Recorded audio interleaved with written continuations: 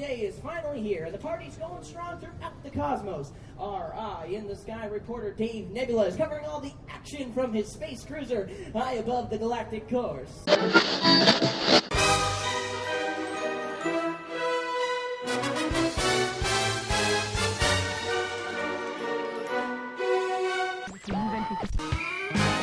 All right, folks, how about a nice Toy Story parade welcome for everybody's favorite dinosaur, Rex?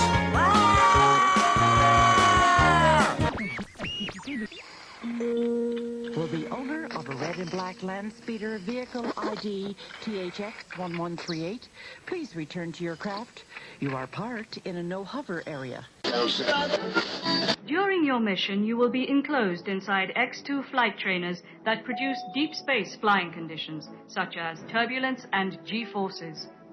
Those who are prone to motion sickness or made uncomfortable by enclosed dark spaces, simulators, or spinning should bypass this experience. WDW Radio, your information station. Hello, my friends, and welcome to the WDW Radio Show, your Walt Disney World information station. I am your host, Lou Mongello, and this is show number 151 for the week of December 27th, 2009, our last show of the year. Thank you so much for tuning in once again, and I hope that you and your families had a wonderful holiday. With 2009 coming to a close, it's time for us to look back at the year in Disney. From changes and additions to Walt Disney World, to new announcements, events, and so much more, join us on our roundtable discussion of our memorable moments of 2009 before we look ahead to 2010. So sit back, relax, and enjoy this week's episode of the WDW Radio Show.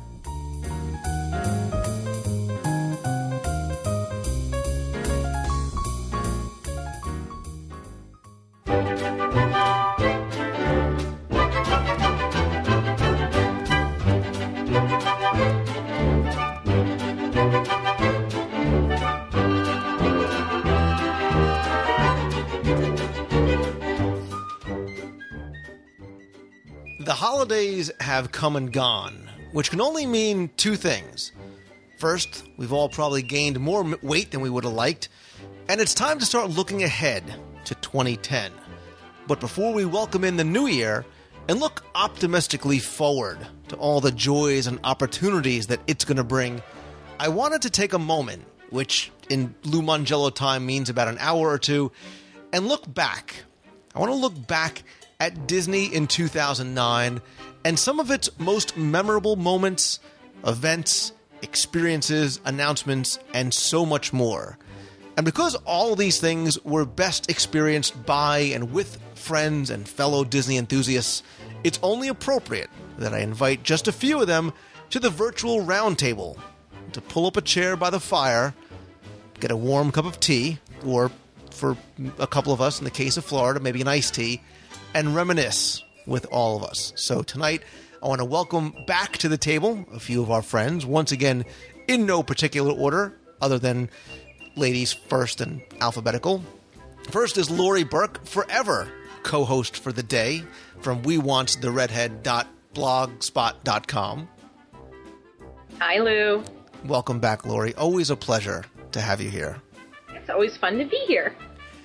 Second, of course, you know her. You probably love her. She still can't come up with a closing line, but it's Becky Mankin from MEI and Mouse Fan Travel.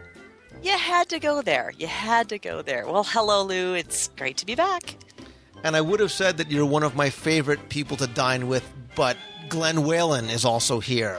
He is from PrettyGoodMovieRide.com, the recently updated, by the way, Passamaquoddy.blog.com.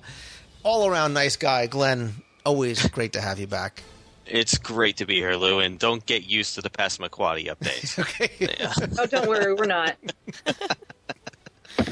So, and there's actually there's a real seat next to me here at the non-virtual roundtable that I'm holding for someone else who may make a delayed appearance. And if he or she, the mystery guest, makes it, great. If not, just forget that I said anything. So, but really, guys, there were so many wonderful things that happened in 2009, personally, for the show, for us as Disney fans, I think for all of us, as a Disney community as a whole.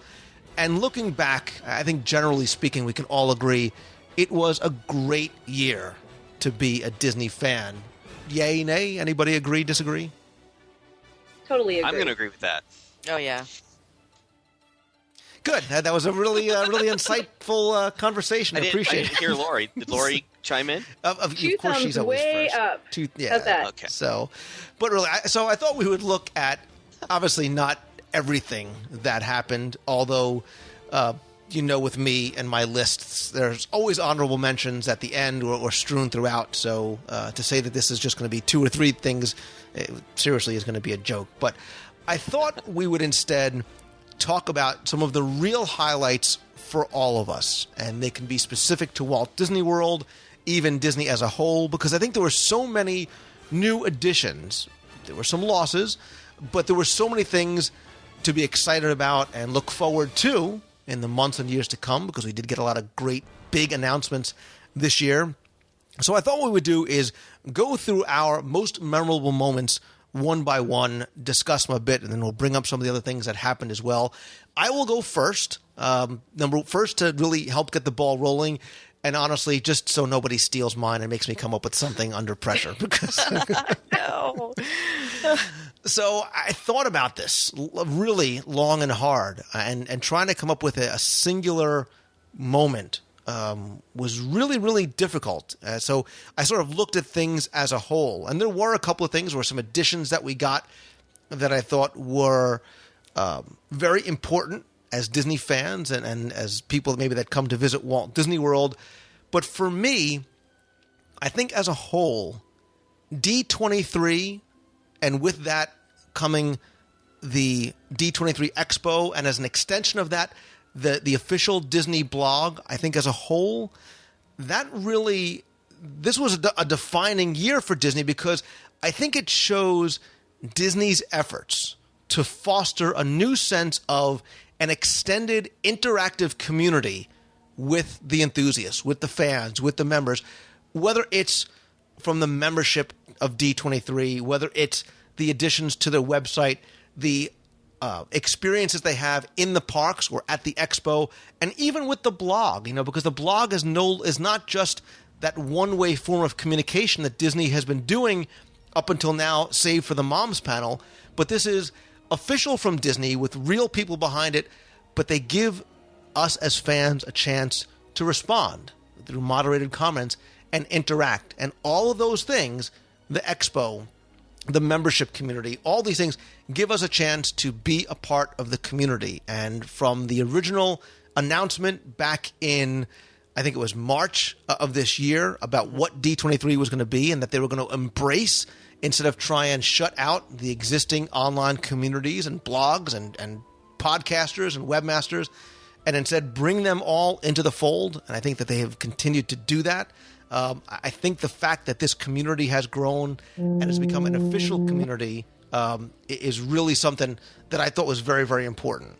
Yeah, you just stole my answer, so we're done. All right, good. That's it. This is the first 6-minute show.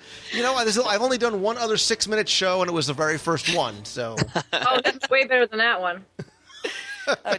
I'll let that comment pass. I was the only one that was not present at D23, and one of the things that was really cool for me not being present at it was what WDW Radio had did to create involvement.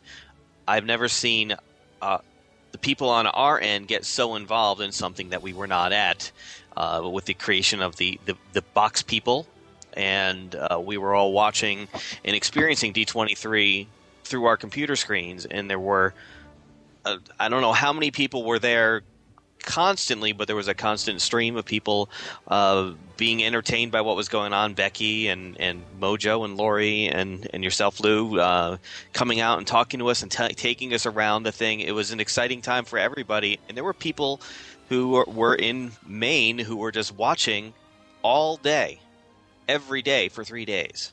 Yeah, not only that, remember the people who watched the first day and then flew in because they didn't want to miss out on any of the additional magic that was going on. I completely agree that D23 was one of the highlights of the year. Yeah, and you bring up a great point about the ability to bring the experience. And look, that was very much a sort of last minute, I wonder if this would work kind of thing. It wasn't something that I announced or planned. Whoever coined the term box people that did sort of take on a life of its own, but it enhanced our experience. And again, it's talking about that community and that sense of involvement that everybody wants to be there. And that for me, continues to be an important part of what we do. And I think at the Expo, I mean, there were literally thousands of people from around the world who came in, whether it was for 5 minutes or, like you said, Glenn, were there for 4 days watching, being walked around and talking to the people that were there. So, again, it sort of goes to that fact of all of us being a community and bringing people in. It's not I belong to community A or community B. It's all part of this global Disney community. Right. We were all participating. We were watching. We were experiencing it. It's much better than reading it in print or something like that. And in the meantime, friendships were being formed as people chatted back and forth inside the forum. And it was amazing how many people stayed there from the moment that we'd log on all the way till the end of the show that day. It was incredible. You talk about a shift in how, and I want to get off topic, but how sort of news and information and content is being delivered. That is a perfect example because it's no longer, certainly not a day-old newspaper. It's not even a blog post. It was instantaneous. Interactive. Right. And beyond the 140-character Twitter post or Facebook update, it was people running from seeing Johnny Depp, like Lori or Mary Jo, whoever it was, screaming into the camera about the experience. You're right, Glenn. You cannot convey that in a blog post. Yeah. Yeah, that was me running and screaming, and it was very... Yeah, rub it in, Lori. You got to see him. Rub it in. Yeah, from a half a mile away. And the people there, I mean, the other thing, too, was the people who were there. I mean, remember things like the Red Queen and everybody from the Alice in Wonderland table and some of the other people who were there who kept coming back over because they wanted to see and talk to the other people who were on the other side. So, right, the models chasing Justin around was actually one of the highlights at the booth. And it's so interesting that many of the people who I'm very close with are East Coasters. Many of them have never been to Disneyland, and while they were there, they were able to go to Disneyland for the first time. But what they came back talking about was D23. Right. Yeah, very true. And I think as a whole, and we talked about this in our recap show, I mean, I think D23 was very much a successful event. It was a first time out. Disney was adapting on the fly. There was so much to see, so much to enjoy. You couldn't really do it all.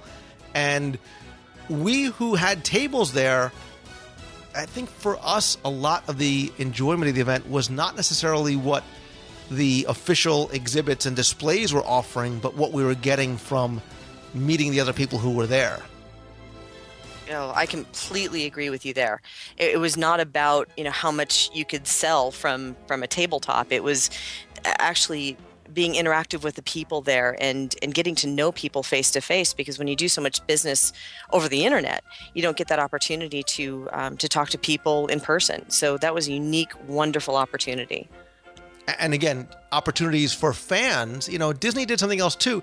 It was the opportunity for fans to not just walk up and get an autograph from the Disney Channel stars, but to sit in a room and talk to people like Tony Baxter, Marty Sklar, Ex Atencio, these legends of Disney Imagineering, and get that sort of, obviously not one-on-one, but very relatively small group interaction with these people who, for us as Disney enthusiasts, are rock stars. I know Lori wishes she could interact with Johnny Depp. Separate conversation. Really. So that for me, for D23, the Disney blog, the events that they are continuing to do in the parks and the expo, I think for me was a very important moment in 2009. I am excited, encouraged, and curious to see what it is going to bring in 2010 and beyond. And since, Lori, I would have asked you to go next, but since I stole yours, I'll give you time to Google. So, Becky, since you are the other young lady in the room, I will defer to you and ask you, what was that moment, or what was that thing, or what did you feel was significant or most important in 2009?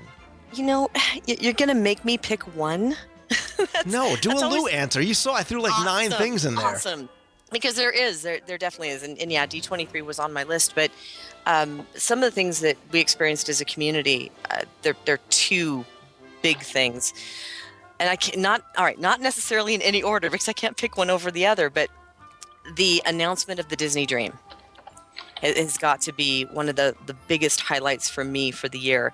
Being able to go to New York and being part of the event where they announced the aqueduct and seeing everybody's seeing everybody's faces just light up and watching the jaws hit the ground when they talked about the virtual porthole.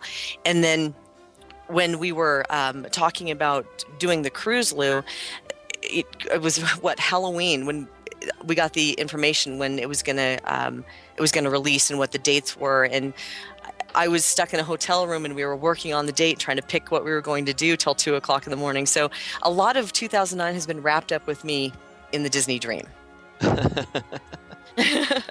I'm very much obviously with you with that.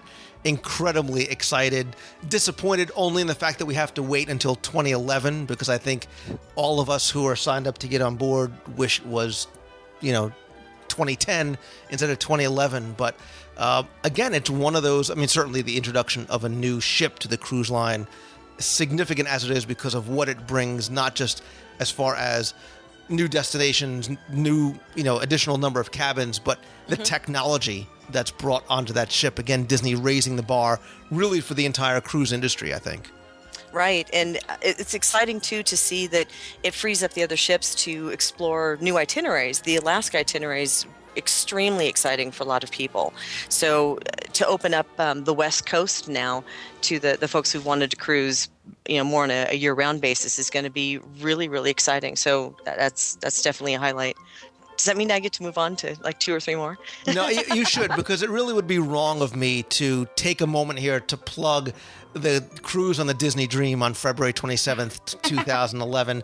And if people wanted to go to wdwradiocruise.com for more information and, quote, but I won't do that because I want to let you go, because that's... Oh, and they got to request, Deck 7, because that's where all the cool kids are.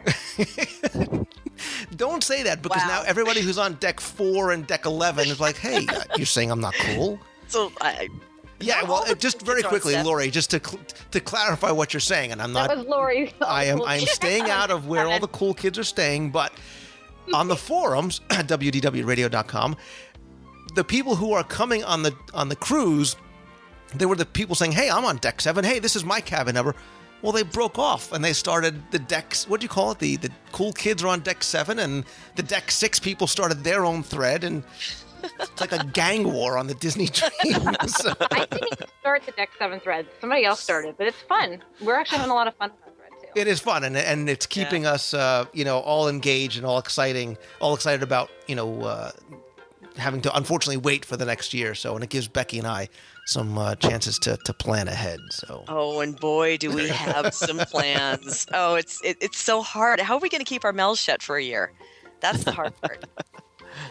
I'll get you. Never mind. I'm like, never mind. Go ahead. We'll talk in 2 weeks back. So go ahead. Yeah. So do your Lou Mongello honorable mentions. Lou Mongello honorable mentions. All right. The Adventurers Club event. Well, there goes mine. I'm only going to do 2 honorable mentions. The Adventurers Club, and for me, I'll tell you what. Here's how we can divide it here, Glenn. The biggest, coolest thing for me was in the pre-planning, because that was a really fun event. I do a lot of special events throughout the year, and that was one of the most exciting events I've ever had the opportunity to plan.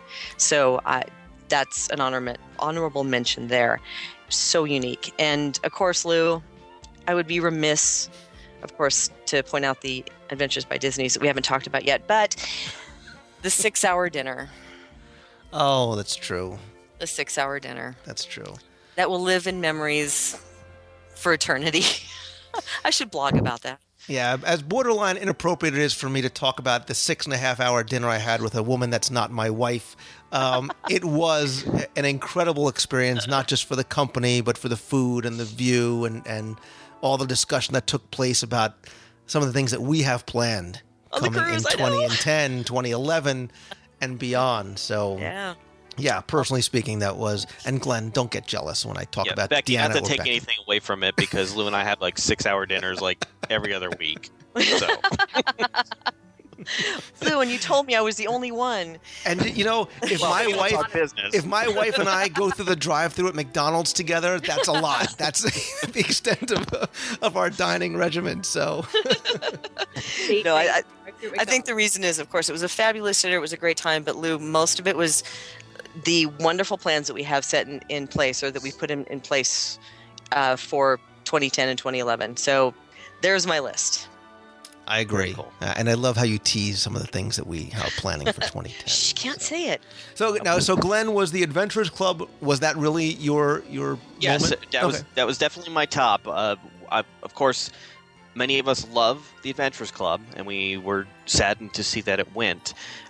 But what I'm going to say I loved about this Adventurers Club event really didn't have much to do with Disney as much as what the WDW radio community and Becky did to make it a wonderful experience. Disney was certainly a large part of it, but here we are experiencing one final hoopla with our own wonderful friends, their last hoopla for the public, and we were so intimately involved in it that it was such a wonderful experience. We've made, of course, we continue to make new friends even amongst our own group, and that thing was just being able to spend 45 minutes in an empty Adventurers Club to take photographs before it pretty much gets locked out for people to ever do that again.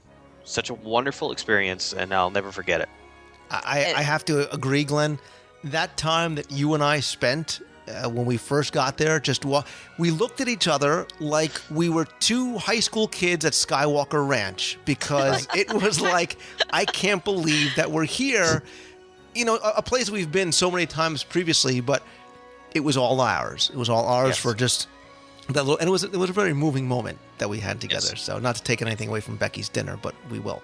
But Becky, I agree with you as well, because when we first were talking about doing something, and I said I wanted to do something really special and really different, and that came up as an option, I got this grin on my face that still hasn't left, because it was such a unique experience and so much fun to plan, and so many people came over and appreciated what a good time they had, not because of the event, but because it gave them a chance to come and experience it one more time, or to see something that they hadn't done before. And you guys and your team did such a phenomenal job, and Disney and all of the performers did such an amazing job. That, I can tell you, from a personal level, is something that will stick with me for like the next 6 minutes. Well, and the other thing too that really was a moment when we were there was, Glenn, you can sing. Yeah, he can. You can sing, buddy. I mean, between the only under duress. That was just a wonderful, wonderful night. That's for sure. It certainly was. I'm glad I snuck away and came down for it. Yeah, Lori, the sneak that she always says, "Oh, I'm not coming down," and of course there she is, and it was great to see. Come on, did you know ahead of time I was showing up? If I did, do you think I would admit it here and now? Of course, I had no idea that you were coming, but it was great. Listen, it was great, again, not to talk just from a personal level, but to see so many friends that I've had through the years, and to meet so many other listeners and people who, come to the site or part of the forums. It really was, it was like a family. It was like our family had kind of rented it out for the night, and it was like a little family party. So I think that's why I enjoyed it so much. Yeah, and we got it's to really meet hard a lot getting of people juice on my carry-on. we got to meet a lot of people, a lot of listeners that we've never had the opportunity to listen to. So it wasn't filled with faces that we've seen 25 times or at Mouse Fest or anything like that. There were a percentage of them were certainly people we knew, but we got to meet a lot of people who have up till that time had not participated in anything, and that was a great highlight for me. And the interesting thing too is that place, that venue, or the event, whatever it was, meant enough for some people that they traveled from from across the country, from overseas, just for that event. We know of a couple of people that came over from the UK just to make sure they got into the Adventurers Club one more time. So I think that's a really pays testament to that venue and how much really it was enjoyed by people. So again, looking forward, it'll be curious to see what becomes of that or that concept. I drove through Orlando traffic to get there, so that should count for something too. You should get a special prize. So I bet we have a backpack for you. And the cool backpack. I forgot about the cool backpacks too. Backpacks. So Those are coveted, by the way. They are? One-time print. Take good care of those. Mine's coming with me in 2 weeks. excellent. So Lori, what about you? Now that I think we've all probably stolen yours from you, I will defer to you. No, mine's like the biggest thing for me probably was finishing the 2009 half marathon in Walt Disney World and Disneyland. For me, that's pretty big.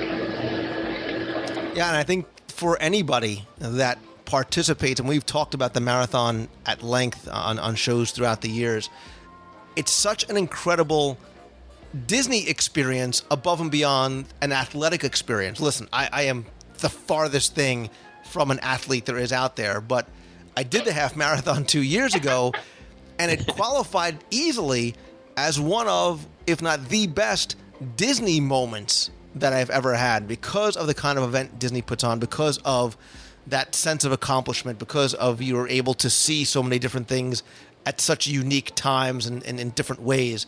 The marathon weekend it has become sort of a must-do, whether you go as a spectator or as a runner. Right. Yeah, and it was actually really interesting because I've never been to Disneyland, so that's really kind of huge on my list too. Is first time out to Disneyland to do the half marathon, attended the Haunted Mansion 40th anniversary event, and do the D23 Expo. So it's kind of a big year for me traveling around. And it's interesting to see too how so many people, myself included, again, asterisk, not a runner, not an athlete, starts off with something like the Walt Disney World Half Marathon, and now all of a sudden is doing the Tower of Terror 13K. They're running through the monsoon at Expedition Everest in September for the Expedition Everest Challenge, and looking to do some of these other races, quote unquote, throughout the year because of what unique experiences they are. And in 2009, we lose a couple of races, but we now next year get a new sort of wine and dine, and now you're involving food again into a race, which is right up my alley, except for the whole running part. So that's something to look forward to next year. Yeah, Lou, we can do the relay. You can go 5 miles, I'll and then eat. I'll do the second. It'll be like a tag team. I like that. I like that idea. I'll let you do the short distance even. Oh, short. I like nice. Real nice. Okay. Hey, come on, we can just put a tattoo on you and off you go. Oh. God. All right. So what I wanted to do then too is, and it's I think your choices of what you all picked as your memorable moments are interesting, and especially as I kind of go through some of the things that came around specifically really to Walt Disney World through the year. I'll start kind of going through the list, and I'd love to hear your comments along the way, because going early on, we got something, and I know, Glenn, you are a very big proponent of this, and I think this may be the start of new types of interactive experiences in the parks. We get the Kim Possible World Showcase Adventure, something that we've never seen before, that I'm finding kids who are Kim Possible fans, younger kids, older kids, adults who have never even heard of Kim Possible are really enjoying and are plussing their, not just Walt Disney World, but their World Showcase experience with this type of interactive thing that you can do over and over and over again. Yeah, I just think it's exciting. It's been around a long time now, and first of all, they're unobtrusive. There are people that are experiencing this, and you may or may not notice them walking around. It's not like there's a bunch of people bumping into each other with these things. One of the fears we had on the front end was that's what we would see a lot of, and we have people who are now forcing themselves to look around and notice the details of each one of these pavilions that has a Kim Possible adventure built into it. And of course, on top of that, how great of a job that the Imagineers did in including new material inside those pavilions that looked like it was there from opening.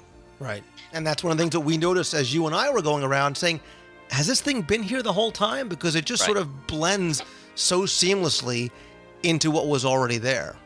Yes. I totally agree. Chris and I did it when it first came out, and we were kind of thinking, this is going to be, one of those things where you just run around a little bit. But we played every single game that was on the communicator. We just got so into it and ended up going into places and seeing pieces of the pavilions that we'd never seen before. So I'm definitely a fan. So continuing with the idea of these interactive experiences, with a lot of fanfare, and a lot of press and a blue carpet event, something else came to the parks, again, different than anything else we have anywhere, and that's the American Idol experience. And when it was announced, people were like, wait a minute, wasn't American Idol so 5 years ago, and what's this going to be like, and how's this going to play, how's it going to translate well? Forgetting the event, which we went to, which was awesome, what do you guys think about this as a whole and the potential longevity of something like the American Idol? Glenn, again, I know just from going with you, you really, really enjoy this. Yeah, I'm not a fan of the show. I never watched. I've only watched it with my niece, but I've actually gone to visit the show at the studios at least 7 or 8 times now, because I believe that it feels like when the studios first opened and they used to try to give you the feeling that you were at a taping of a real show, or actually you were at a taping of a real show. This is back to that. This is the first time I felt that in a long time, where I sit in the audience and feel like this is a real show. There's nothing about the show that seems any more fake than the television version of the show. There were some initial concerns about some of the dialogue that the judges were doing. That's gone away. That's really not much of an issue. People being concerned about the quality of the performers. I've been several times seeing people that were just wonderful singers. It's been a great experience for me, and I still encourage people to go. I still hear a lot of people go, nah, I'm not interested in that sort of thing. And I say, just give it a try, because it's a big show. It was very well produced, and it's a lot of fun. Well, I think a lot of people said, well, you know what? If I'm not going to sing, and anybody can go and audition and sing and go through, and I think that process itself is an attraction in and of itself, even if you don't make it to the show. But say, well, if I'm not going to go sing, if I don't know anybody up there, if I don't have a vested interest in anybody who's performing, why would I want to go? But what I'm finding is that the people who are walking around who are going to be in the show, that are wearing the Vote For Me tags, people are going up to and talking to them, or asking them, hey, what are you singing, or what show are you going to be on? Or even the big screen outside in the courtyard, especially at the end of the night. I've watched more so the crowds than I have the screen to see people's reaction, to see people paying close attention. So, Lori, I don't think that you've ever auditioned, but what do you think of that as, again, another one of these interactive attractions, which I think is a trend that we're starting to see? I've never done it. I've never gone into it. I'm not a big American Idol fan, sorry. But I think Glenn needs to audition for it. That was so not meant to be a setup, Glenn, just so you know. That could be a meet in January. I see a charity event coming. I'm just saying. Ooh. I'm just throwing it out there. Perfect. Not to throw you under the bus, but so all right. So I'm going to move on. I need to go do it sometime though, but like go and watch and experience it, so I can actually talk intelligently about it, but I still think Glenn needs to audition. So you have things like Kim Possible, where it's a very individual thing, and you've got American Idol, where it's an individual thing, it's a familial and a friend thing when you've got somebody up there who you know may be performing. You've also have the group interactive concept. That comes over to the Magic Kingdom as well. We get this new... They're really trying to bring the guests into the experience. And I, for one, when I first heard about it, was like, huh? I love the Move It, Shake It, Celebrate It street party. You want to talk about a fun, like high energy, get everybody involved. And if you see the video that I did a couple of months ago about just some of those things that we love in the Magic Kingdom, watching the cast members and the guests just get so excited and just so into singing and dancing. I love seeing those just simple things right in the parks. Yeah, that's a fun parade. I remember being down, I think, right when it just came out, and you can't help but be dancing on the side and moving it and shaking it. So do you like these interactive experiences, or are you more sort of, hey, I just want to go ride my ride, do my things. I don't want to go out and dance. I don't want to go vote. I don't want to do these things. And do you like it if this is the trend? I like it. I love all that interaction. I actually, like, if I don't have interaction from, like, a character, if I go to see a character, I get kind of, like, bummed out that they don't interact with you. But I love this type of stuff. I get mad if I don't get picked to do something. I want to dance in the parade. Pick me. Who cares about the 5-year-old with the little cute curls? Lori wants to dance in the parade. That's a T-shirt waiting to happen right there. Oh, yeah. I have to make one of those. So now, Glenn, you and I saw something else, and it's small, and you'll see why, pardon the pun, which I think we enjoyed as well, too, and I wonder if this is something we'll see more of. But we both really enjoyed seeing Remy in France inside the restaurant. Yes. That was outstanding. Not only was it a 6-hour meal, sorry, Becky, that we enjoyed in just having fun, but when they brought over this Remy on a plate to entertain us for a few minutes, I just thought it was great performance art. The person who's pushing the tray with Remy interacts with the rat, and it's very well done. Very creative, and it's a moment of it's great theater. I agree, and I like these things that are just they're unexpected. These unexpected surprises and experiences that people will get when they just think that they're going. It's not a character meal, but they get this character coming over and really interacting with them, and I think it so much enhances it when it's a surprise like that, as opposed to Lori saying, I'm in the Magic Kingdom, I'm going to get online for Tigger, this is just what it's going to be. And right. Yeah, and that rat is mesmerizing. You could just stare at at Remy, and he's just the way he moves and the way he rocks around. That is a living being there. So Becky, have you seen Remy? Sadly, I have not. Okay, so now you're taking me to dinner in France. So it's easy how that happens. No. Becky, I wasn't setting you up there. Sorry. You did, Glenn. You just set me up, didn't you, dude? So let me ask you. This: if you haven't seen Remy, have you done, or have you yet to experience something, another new attraction outside the parks, which I've covered on the show before, Characters in Flight in Downtown Disney? See, I don't get to do any of the things that the cool kids get to do. Clearly, you're not hanging out with the cool kids. I have not on deck 7. I haven't done Characters in Flight yet either. However, I can see it every time that I'm driving to a meeting, and it does look fantastic. And a lot of people have said that they really enjoy it, but I haven't had the opportunity yet. So you're taking me on that one, right? I will take you for a romantic balloon ride over downtown because I took Glenn, Sorry, and it was Glenn. romantic. But he was videotaping the whole time. So, it's one of those things. It's unexpected, and you can't help but see this balloon. And again, Downtown Disney needed a little plussing, and still sort of needs a little plussing here and there. And I like the fact that they brought something like this to Downtown Disney as opposed to trying to shoehorn this into a park maybe somewhere, because the views and the vistas are incredible, and again, different experience day versus night. Lori, have you been on Characters in Flight? I have, and I have a big fear of heights, but I've done it twice now, and just don't look down. The first time was wonderful. It actually had just got done raining, and the second time was a little breezy. I wasn't too happy about it, but it was okay. It's a lot of fun. I really enjoy actually going up and getting a look out over everything. So, Lori, having a fear of heights, you felt secure? You felt okay in the... I did, yeah, because there's like the mesh around. It's not like it's something open that you can fall out of. Mm-hmm. It's a little nerving when you look down to see how far you are and think, oh, if I drop my camera in the water, that's going to be really bad. But no, it's fun. You and I should go like 2 weeks. Hey, that's an idea. I'll take her on a date, Lou.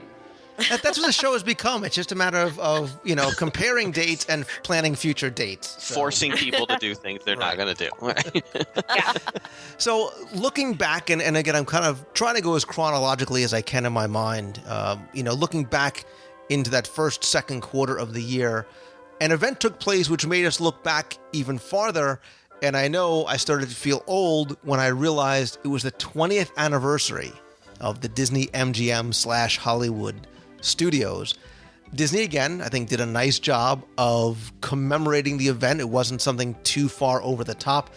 Again, Disney community comes out in relative full force to celebrate something that, was not really made a big deal about in the parks. They did do a few things here and there, and they had some commemorative merchandise. But again, it fostered that sense of community because we, as Disney enthusiasts, felt it important enough to come and celebrate the 20th anniversary of the studios. Exactly. I thought they did some... Disney stepped up by having the Imagineers come do a couple shows where they talked about the creation of the studio. Eric Jacobson, the senior vice president of Walt Disney Imagineering, Bob Weiss, and Tom Fitzgerald. And they did 2 shows, I believe, where they showed some classic archival photographs of things that were going on when they were building and sort of a timeline. It was very entertaining, and it's exactly what people in the Disney community want. I'm not sure if how important it was to the regular studio guests. They were probably going, well, I'd rather go on Toy Story Midway Mania. Right. And did that. So yeah, I just thought it was interesting again because we look back to things, and it sort of really started with Epcot's 25th, and now we sort of start looking for these events, and I think what took place there because of what the Disney community did brought that more to the attention of Disney to say, hey, we need to do something for the fans that want to hear from these people and want to hear these stories from the Imagineers. So it was there was a great events from Disney and great events from the community as well. Right. Little things along the way, things that opened, things that closed. We get a bunch of new stores like Trendy and Downtown Disney. Paradiso 37, a very unique kind of restaurant, opens up. We lose things like the Virgin Megastore. Right. We get experiences like the Pirates League in sort of the Bibbidi Bobbidi Boutique for boys, as it's termed. But Ooh, Becky, that's fun. And I've done it, and video to come, but self-deprecating video is on his way, trust me. And Becky, maybe you can speak to this, was because from a travel perspective and us as guests got 3 new, for all intents and purposes, we got 3 new resorts this year. We got Kidani Village over at Disney's Animal Kingdom Lodge. We got Bay Lake Tower at the Contemporary. Nostalgic that I am, loving the Treehouse Villas over at Saratoga Springs. Yeah, and this was incredible to get so many new, wonderful properties. And the Bay Lake Tower is the one that really was the kicker for me because its location is gorgeous. Being right there at the Magic Kingdom, it's just a wonderful, wonderful theming and a nice place. But of course, Kidani Village has in its own right a really beautiful theming with the whole African safari right there. It's incredible what they've done. Lori, what out of the 3 of those properties most excited you or most excites you to want to stay there I stayed at Kidani in October and really enjoyed it, but I really want to stay at the Treehouse. Yeah, I think Glenn and I, we talked about sort of that nostalgia that was brought back when we saw the Treehouse Villas and how exciting that was, and thought that was going to be it. But then we saw that view from Bay Lake Tower of the Magic Kingdom, and that is pretty impressive. Very and impressive. the lounge up at the top is just, I'm very addicted to that lounge. That's a great place to watch the fireworks. So Glenn, if you could only stay at one, what would it be? I'd stay in the Sanaa restaurant at the Kidani Village. And just order appetizers, right? I would just keep ordering appetizers and say, I'm just looking at the menu. I haven't decided an entree yet. So... Yeah, that's kind of how Becky and I's meal turned into 6 hours. So. Yeah, exactly. All three of them have such a wonderful thing to offer. I think the tree houses bring out made me feel like a 10-year-old again, and that was that's a good feeling. The Bay Lake made me wish I had a lot of money. so I could stay in one of those grand suites. Becky, this is where you invite Glenn to stay in one of the grand suites with you. Jeez. For 6 hours, right? Well, I'll tell you, and when I was looking back at the summer, it was there was a lot of stuff that took place, interesting things, some good, some bad, over the summer. And not only just in Walt Disney World, but for us as Disney fans as a whole. Little things, we get the dessert party, the Wishes dessert party in the Magic Kingdom. We get, the Pirates League.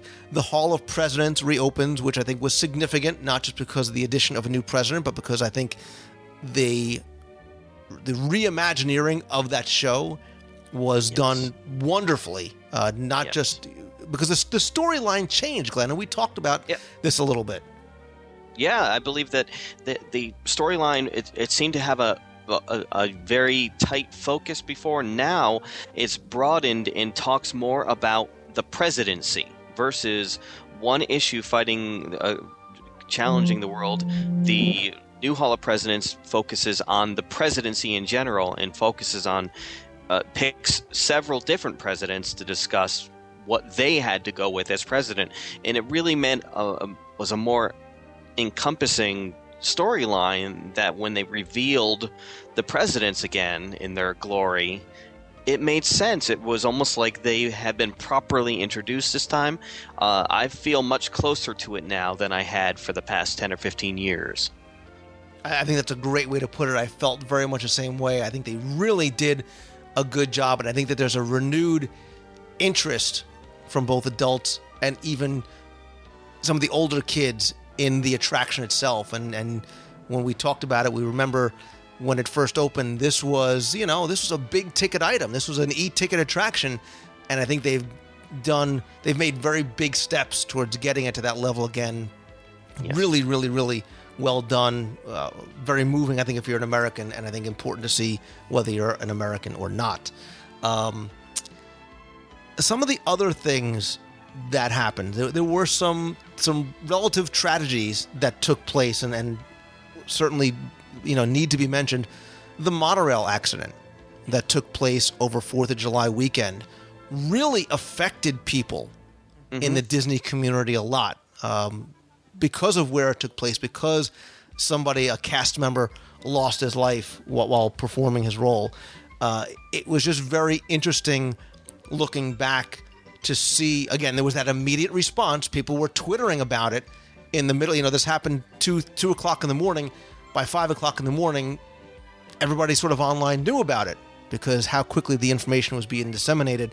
But the outpouring of support from the community for Austin and his family and for other cast members and for the people who were involved really was very moving and very interesting to watch.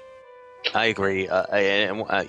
I'm pausing only because you're absolutely right, and it touched a nerve with so many of us, and it brings me back to that discussion we were having earlier, how the way we're able to communicate now is so much stronger and so much quicker. And just 10 years ago, if this would have happened, I don't think we would have had people dealing with it privately versus now we had Facebook and Twitter and our friends who are across the country who remain close, even though we're thousands of miles away in some cases, we're able to be there for each other.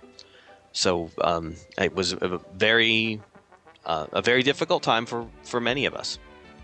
Yeah, I think it brought a lot of sentiment home, and again, I was so impressed by what the community did, sort of reaching out to this cast member that most of whom never had met, but because of what he did, I just thought was significant.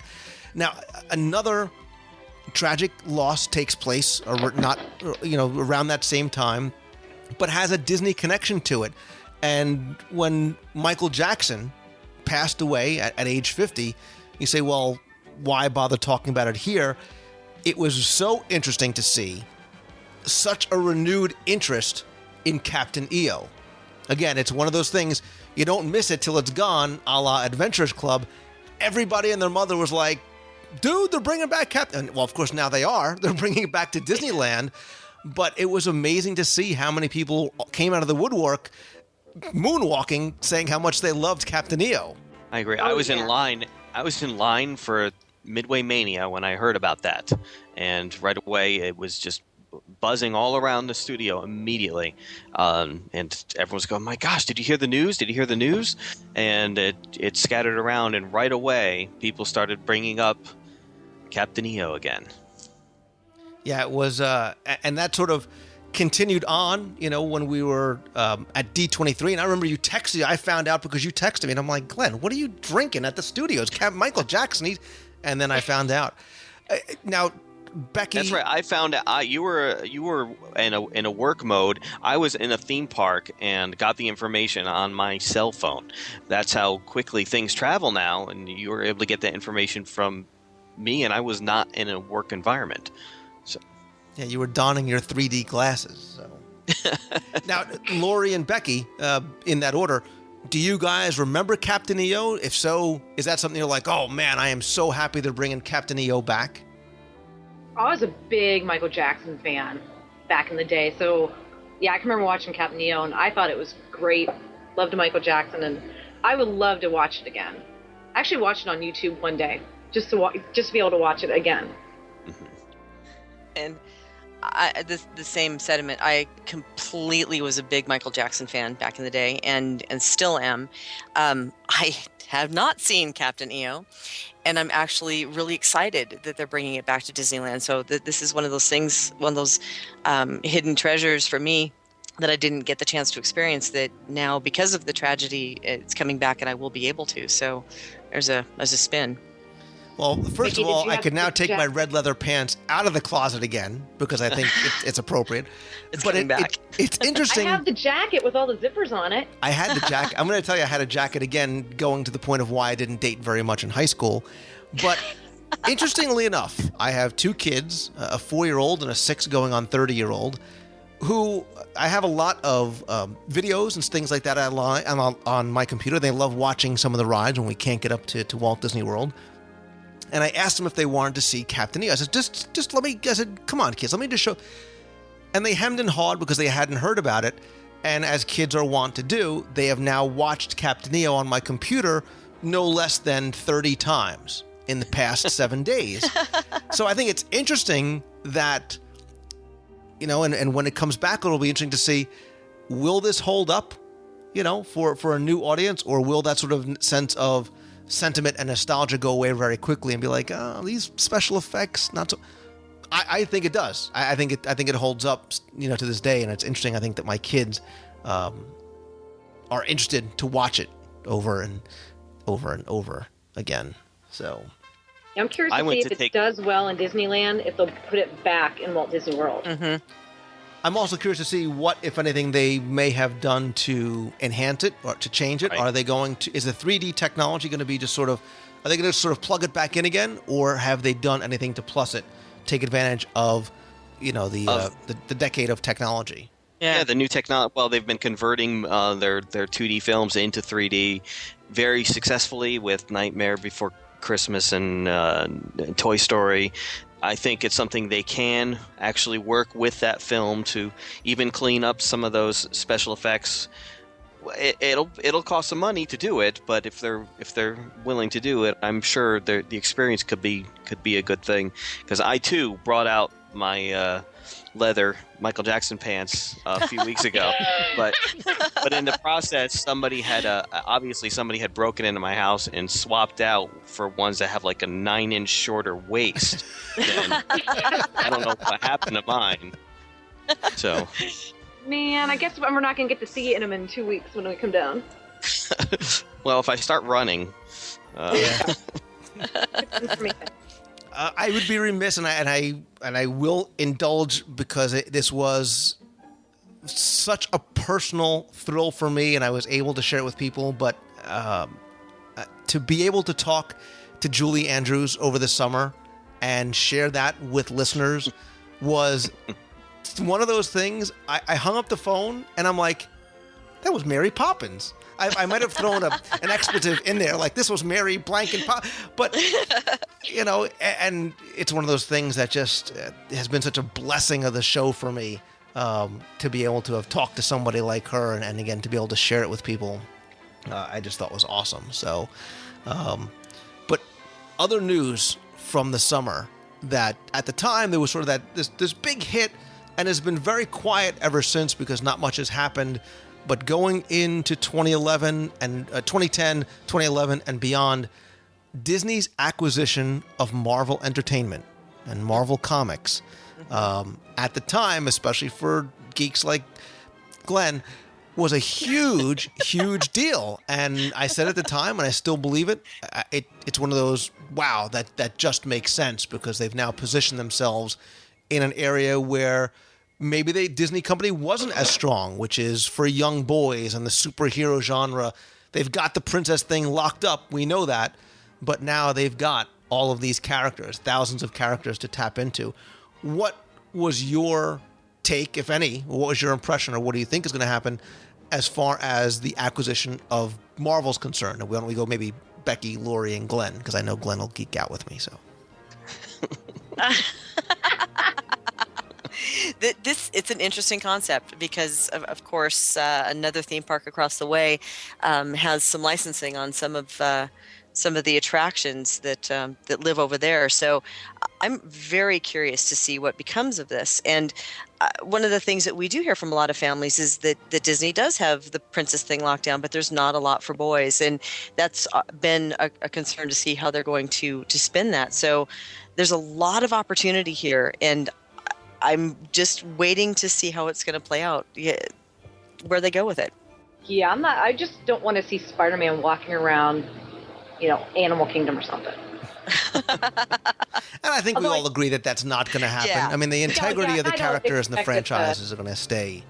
To happen. But I did see, I think Jason Zucker actually drew a Spider-Man with mouse ears. Right. I did see that. Funniest thing I saw, but my husband's thrilled about it because I think he's finally decided that my Disney obsession might actually pay off for him now. Well, there's so many other vehicles besides just the theme parks. I mean, there's the entertainment group, and there's the online stuff, and there's the gaming, and there's all kinds of avenues that the Disney Corporation can take with it besides the theme parks. Well, when I was younger, I would have to secretly wear my Spider-Man outfit at night to sleep, and now I'm more. Just so you know, they're called underoos, and it's okay to say you still have them. Now I'm built more like the Hulk, so but I do feel much more comfortable. I'm walking around with the purple shorts right now, so it should be an exciting thing but I don't think we're going to see it in the parks for a long time. And there's a lot of discussion about that. There's some really interesting articles online that I don't think it's going to be, Spider-Man walking around. I think they were trying to increase their pool of characters. So we might see some films, extra films. Well, that would be where we would first start to see them before they start to get into the parks. So we're probably still 2 or 3 years from seeing anything in the parks. That's my useless take on it. I agree, and I'm still trying to get the image of you in nothing but Hulk shorts out of my head. No, I got the underoos in my head. So. What is it with you in red tight pants? Listen, I gotta move on. I'm so disturbed at this point. So we get with certain additions comes certain losses, and one of which was the addition of a new celebrity chef and restaurant on the boardwalk, which was Cuisina, which opened in August. For many, the loss of Spoodles was a big deal. People really enjoyed that. It was one of many people's favorite restaurants in that area. I, for one, really enjoyed Cuisina. We had a chance to go for the grand opening. We got that sense that we were in Kat Cora's family's kitchen. I think the food there is, I think it's excellent. With other closings and openings, we get things like the Tequila Bar over in Mexico. We lose Starabilias in downtown Disney. We also, in Tomorrowland, have some major changes because we have the reopening of Space Mountain after being closed the entire summer.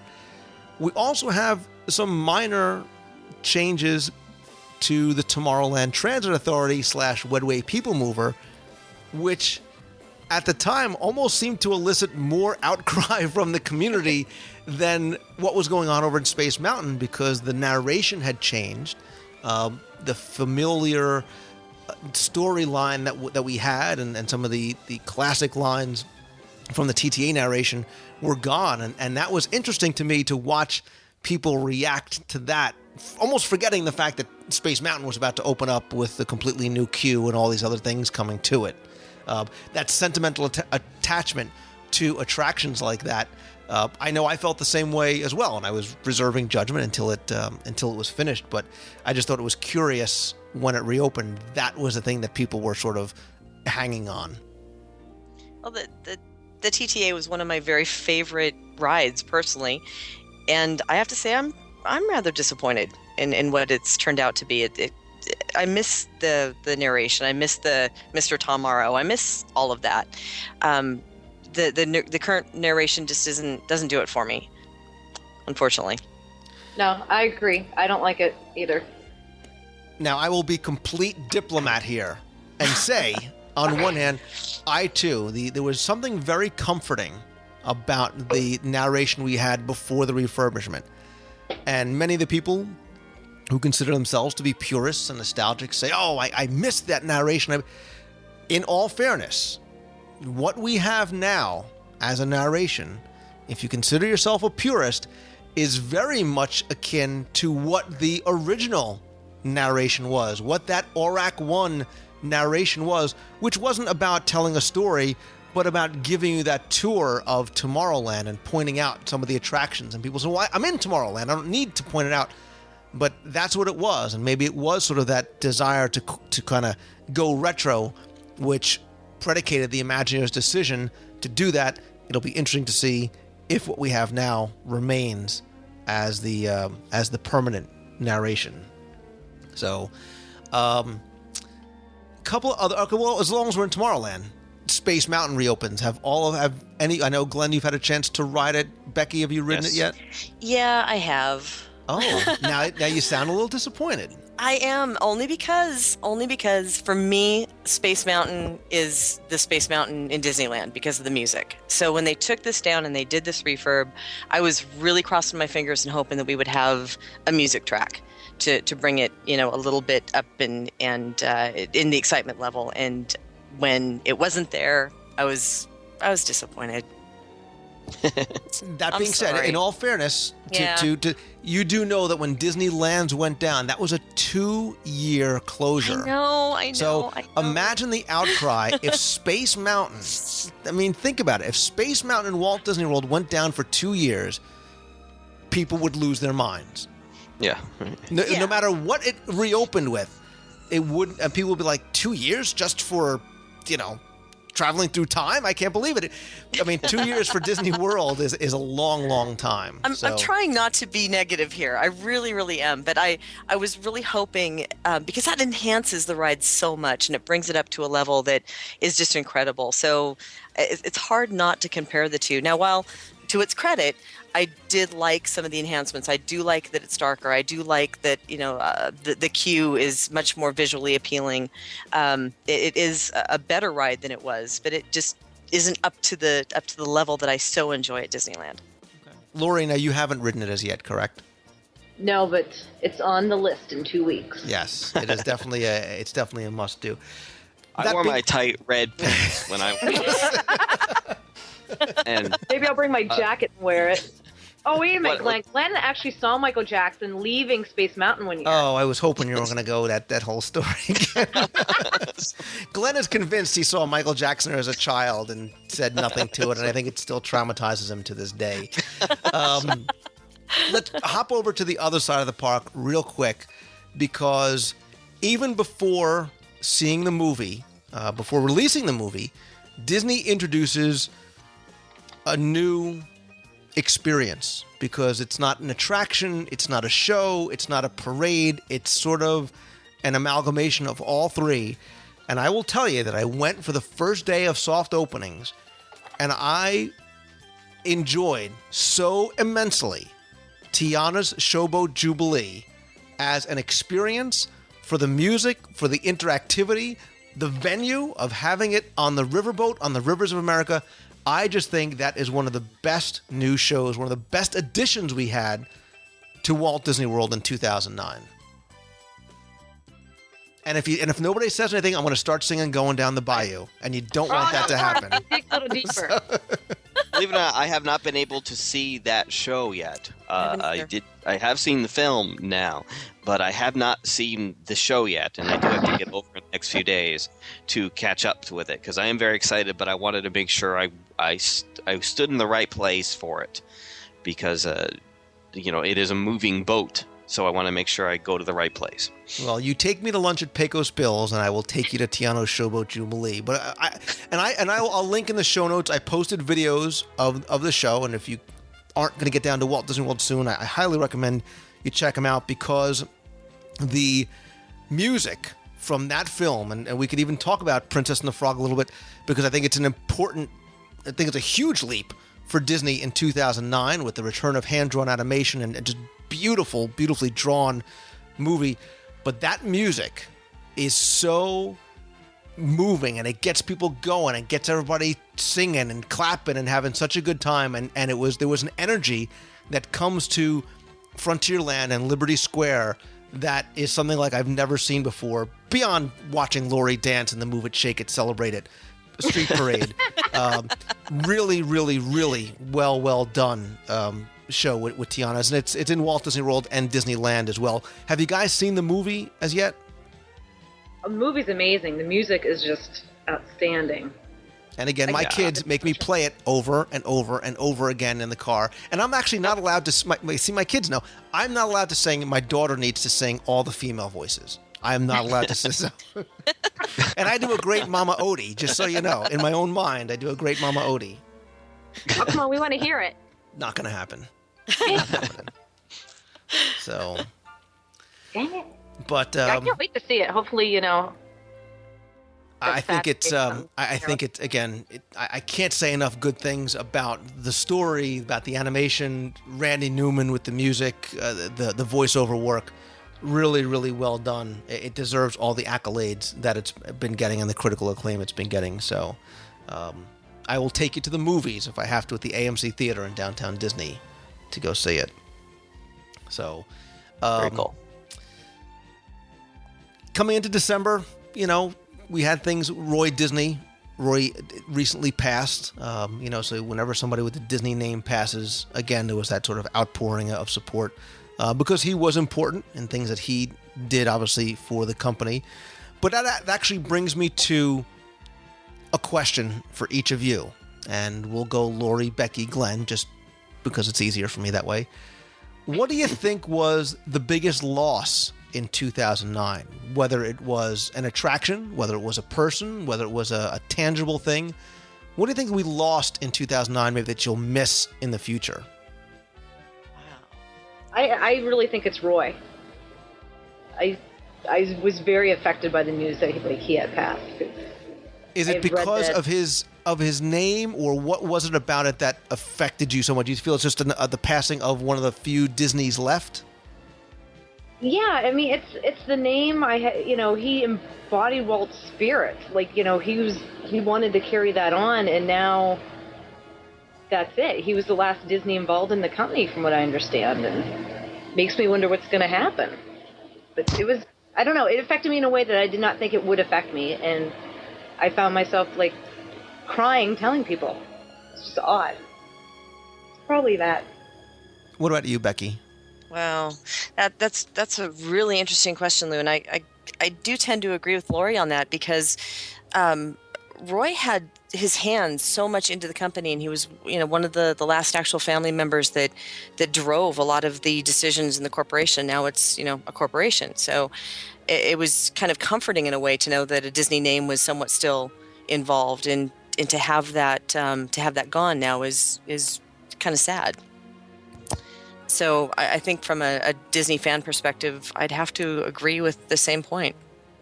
I would love to play poker with you, because whenever you say, that's a really interesting question, Lou, that means I have no idea. And I'm just going to ride on Lori's coattails. So, wow. Glenn, what about for you? That means I do need to play poker. Well, you know me as well, and I'm going to always get a little bit I'm going to get a little surreal with this. For me, what I'm starting to feel a lot, it has more to say about me and my generation and the generations that are coming up on it, where we latch onto things, and when they go away, we get very upset about it, ignoring the fact that the next generation is perfectly fine with what's replaced with it. But it's sort of represented very well by the retirement of Art the Greeter. Art was over at the Beach Club, represented the customer service level that we grow to expect from Disney. I've seen that for 12, 15 years now. He was always there when we walked in, and he was always welcoming us, and really set the tone. And now when I walk into the Beach Club, I look to see who they have in his place, and it just pretty much seems like nobody is in his place. And it makes me wonder if, once again, he's somebody that the next generation does not miss, because they never had that experience. And like we were talking about earlier with the TTA narration, the next generation won't miss the one that they never heard or have never grown attached to it. So it really makes me melancholy for, I guess it's just a question of nostalgia.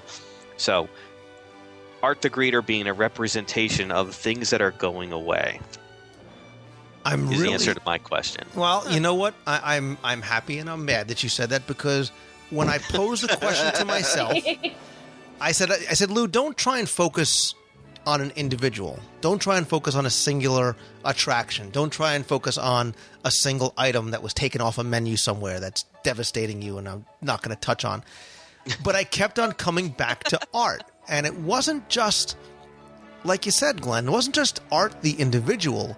It was what he represented as far as tradition, customer service, levels of expectation, personality. He was the definitive cast member, and I think he represented that for so many people. And I will tell you that when I posted the video that we did of Art on his last couple of days, far and away, I got more feedback about that video than any other interview or segment I had ever done. Julie Andrews, Richard Sherman, nothing compared to what I got about Art, because he touched people in such a direct and unique way like nobody ever had as far as cast members, and so many people gravitated towards him. And like you said, there was a comforting about seeing him there at the Beach Club. So I thought, I'm happy you said that so people don't think that I'm crazy, but I too, Art as the individual and Art what he represented. I'm not saying that there's not other cast members that act the same way and represent the same way, but Art was borderline legendary in his role. So flip that question around. What do you think was the biggest thing that we gained as fans? What do you think what's that thing that we got that opened, that was announced, whatever it might be, that we gain as fans that we have now, or you're looking forward to seeing, or whether it's Space Mountain and you can't wait to go and ride it? And we'll sort of go in reverse order to put Glenn on the spot and make you go first. So what's the biggest thing we gained as fans? The biggest thing we gained, let's see, since I didn't have much time to plan this one, I'm just going to go with seems to be a commitment of plussing or revisiting attractions in a manner that isn't offensive, that is by I go back to the Hall of Presidents. When they redid the Hall of Presidents, not only did they redo it totally, but they also had it give a nod back to great moments with Mr. Lincoln, the Mr. Lincoln attraction, by letting Lincoln do his speech all by himself in his own little cubbyhole, not knowing that he's on the stage with all the other presidents. It not only did it look forward, but it also looked back, which is something they also did when they redid the Haunted Mansion. Space Mountain did not revamp everything. They just changed how the queue works and turned off the lights, which makes the attraction a lot more interesting for me, because now I really don't know where it's going. When I did have the glow of the queue when I was up on the ride, I always knew where I was, and I could always tell when the next drop was coming. That's gone now. So the thing that we've gained was, when they do revisit a ride to redo it, I'm usually very happy with how they go about it. It seems they do consider that there's going to be people who are going to be upset. I'll jump in here to give the ladies time to think, because I didn't mean to blindside you there, but mine. Oh, You well, can take mine. I just know it. Okay, well, I'm going to go second anyway, just so you don't steal mine. Because I know this was just sort of a question I thought about as I was asking about the biggest loss, and I quickly thought about some of the technological advancements that I saw firsthand at D23, the autonomatronics, whatever it's called, that second new generation of audio animatronics, the technology that's going into Cars Land and Disneyland, the walk/roll around Wally, so many of these interactive things that are coming to the parks. But I think, and go with me here, people, I think one of the biggest things that we gained, and if you consider yourself a Disney enthusiast and a Disney fan, and I have not seen it as yet, I've only spoken to people who have, I think the addition and the opening of the Walt Disney Family Museum in San Francisco is one of those things that everyone who's gone to see has said, you have got to come out here and see this. You've got to make the pilgrimage, as it's now being referred to, out to the Family Museum, because it did not all start with a mouse. It started with Walt Disney, and it is such an incredible tribute to the man and his legacy and what he gave us, like Art the Greeter and Space Mountain and everything that we enjoy now. And it's not sort of the half-hour walk-through exhibit. It's something that people have gone to and said, I was there for 5 hours and I felt like I could have stayed longer, and was an incredible tribute to the man himself. I am going to make it a point to try and find a way to get back out to San Francisco again this year and go and see it, because the people who have had nothing but incredible rave reviews. And if you are a fan of Walt Disney and Company history, it sounds like one of these things that you must go and see. I think we need to take a road trip together. I'm just saying another meet in San Francisco. Hey, it's a 1.5 hour plane ride for me. Finally. It's like 11. It's like 3,000 hours from here, but that's fine. We will do it again. We'll find a way to do it again. So, Becky, what about for you? All right, work with me, go with me on this one. The thing I think that we've gained is the technology as well, but I think it's more in the way that we're all using, the Disney fans are using Twitter and Facebook. And it's because somebody's in the park and they take a picture of something they see, and it's instantaneously transmitted to my phone or to my workstation. and I can share in the Disney magic through the eyes of other people as it's happening. And I think people are sharing their trips and sharing their reports and sharing the news and sharing the queue times. I mean, there's been a couple of great apps that have been put out there now where you can actually see what the wait times are. And I know people who, to get a little bit of the Disney magic, are just pulling that up every once in a while just to take a look that Spacebound is 60 minutes for a wait. So I think that, or another great example is when on the ABD, when I was on the Backstage Magic and standing in the archive, and I looked down and I saw a Celebration magazine and got to take a picture and send that to you and Tim right away and go, oh my gosh, check out what I just saw. You can share those things and not just tell somebody about it or blog about it, but there's so many people who can reach so many other people that quickly. And so there's just a lot more of that Disney experience being shared through technology. I agree. And of course, the box people. Box people. Woo! I love the box people so much. I do too. That again, that made that entire thing for me. I can't wait till the next one. Big screens. I'm saying it. Big screens. And Lori, for you, the biggest thing that we gained? For me, it's not an experience or a ride. It's actually friendship. Disney's given me so many great friendships over like the last year. It doesn't, for me, it's not a ride. It's experience it with everybody. Very well said. And I think your sentiments are shared by everybody here, and I'm sure many of the people who are listening. Absolutely. I know that, and I've said this in the past, I have gained so many incredible friends, present company included, who I consider my extended family. And that holds true now more than ever. But quickly looking forward. I got something in my eye. That's your finger, Glenn. Get it out. Just saying. I was trying not to cry when I was saying it. Just saying. You've clipped.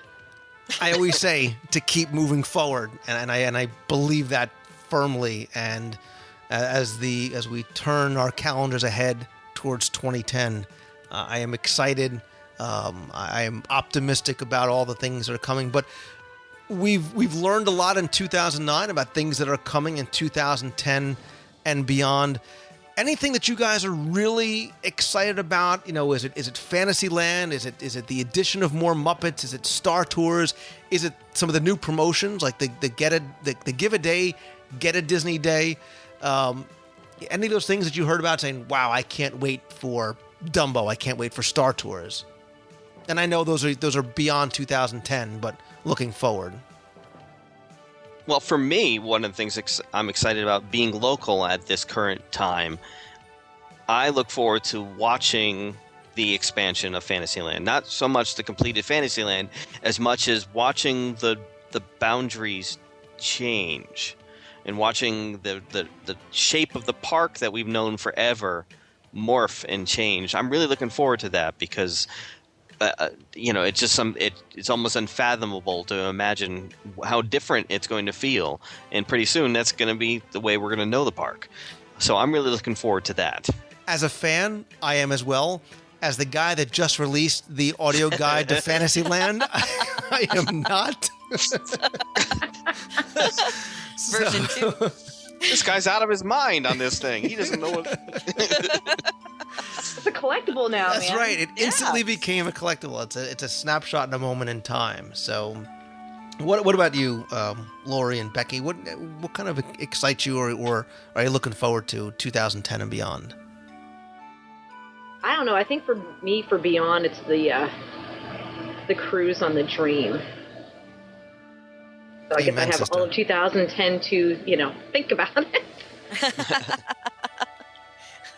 Well, for me, it's definitely the Dream. It's definitely having a ship on the West Coast.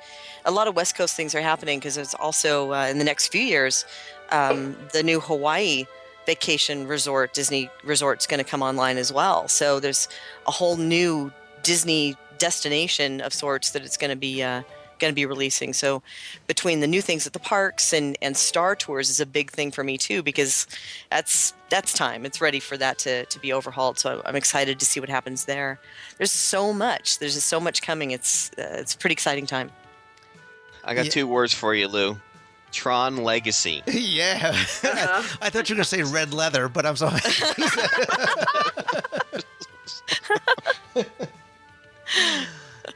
Well, for me, it's an extension of some of the things that you guys mentioned. It's things that I've been excited about every year, and it's something that I love, which is just a personal blessing for me about doing the show.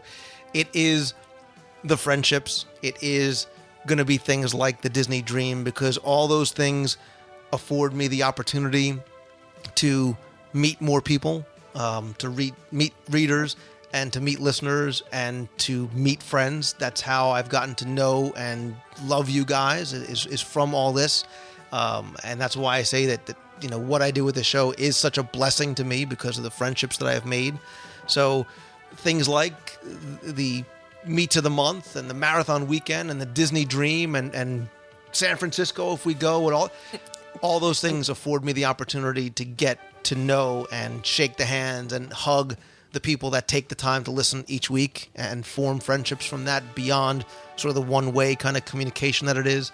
And that, for me, excites the heck out of me, because I love meeting people, and I love meeting these people that I consider part of my family. So I totally agree with you there, Lou. I mean, that is exactly why I get on a plane and fly 6 hours every month to come down there to Walt Disney World, is to see everybody and be a part. And it is just it's an incredible thing. Great. Well, I certainly had an amazing 2009, due in large part to all of you here at the round table, to everybody here who is listening. I am so looking forward to everything 2010 has to bring. Thank you guys all so much again for joining me on this show and on other shows, and for everything that you do for me and for the show. Don't forget to go check out Lori's blog at wewanttheredhead.blogspot.com, Becky and her team over at Mouse Fan Travel, Glenn and his most awesomest video of 2009, prettygoodmovieride.com. I'm not kidding. Go check that out. As well as passamaquoddy.blog.com. Again, guys, thank you so much for everything.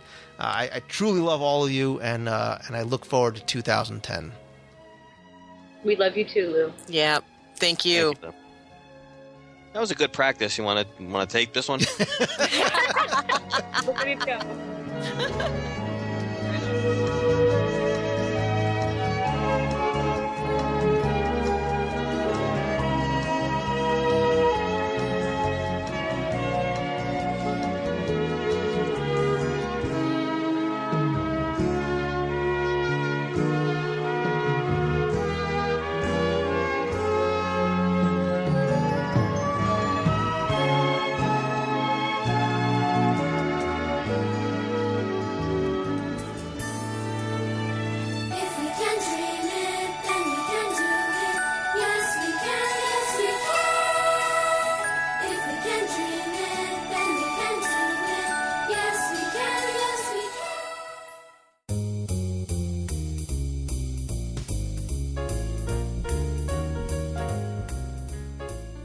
That's going to do it for this week's show. Thanks again to my guests, Lori Burke, Becky Mankin, and Glenn Whalen. And of course, thanks to all of you as well for giving me such an incredible, memorable 2009.